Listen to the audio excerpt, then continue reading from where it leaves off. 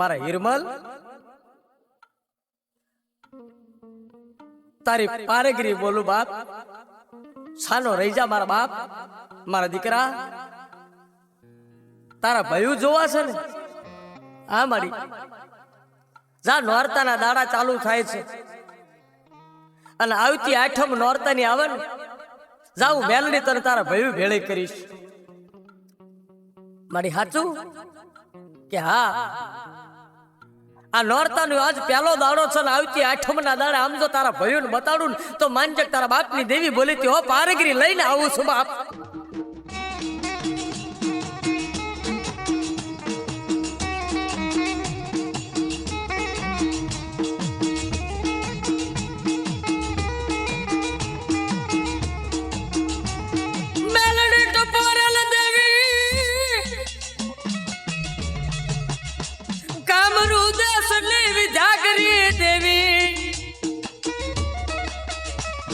મારી વાજી ના કંડિયા લૂંટનારી માતા,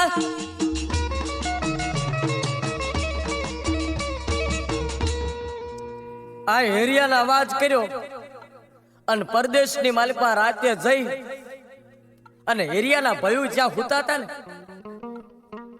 ત્યાં હિરિયાના ભયુના ઢોલીએ નાગણી થઈને જીભના લબકારા મારવા માંડી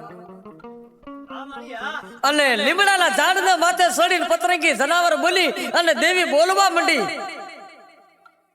હિરિયાના ભયુને ઓળખી જાઓ, મારા બાપની દેવી બોલે છે. શું કહેતી હતી? મેલડી બોલતી હતી કે 7 વર્ષથી રૂપિયામાં રમાડતી તો મેં કર્યા.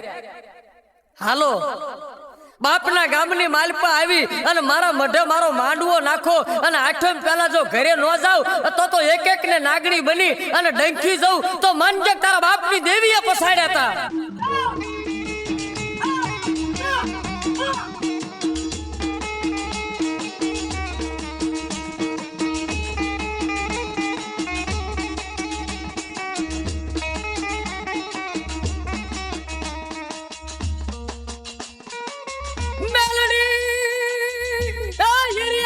ભયુની પાસે જઈ ઊભી રહી જાય.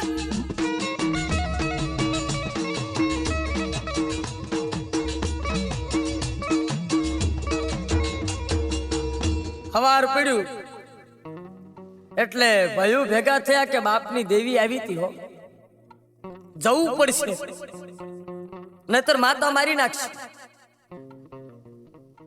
બીજા નોરતાના દાડે કહેવાય છે કે નાવડા તૈયાર થયા અને હિરિયાના 100 ભયું શેઠિયા એને બૈરા કોઈ નો કે વાઘરી ને વાઘરાણી છે, વેપારી વાણિયા હો,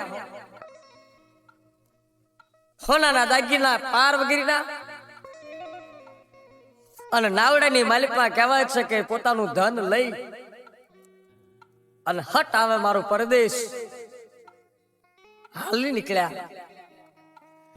અને બરોબર દરિયાની માલિકા આજ હાથમનો દાડો થયો અને રાતે મેલડી જઈને હિરિયાને જગાડ્યો કે મારે હિરિયા એ હાલ બાપ જો ભયું જોવા હોય તો હવારમાં દરિયાના કાંઠે જા અને આમ જો 99 નાવડા આવતા હોય પણ છેલ્લા નાવડાના માથે 52 ગજની ધજા હોય અને ધજાના માથે પતરંગી જનાવર ગોળ ગોળ સકર સકર સકર ફરતું હોય તો માનજે હું પારેગરી આટા મારું છું તારા ભયુંને લઈને આવું છું.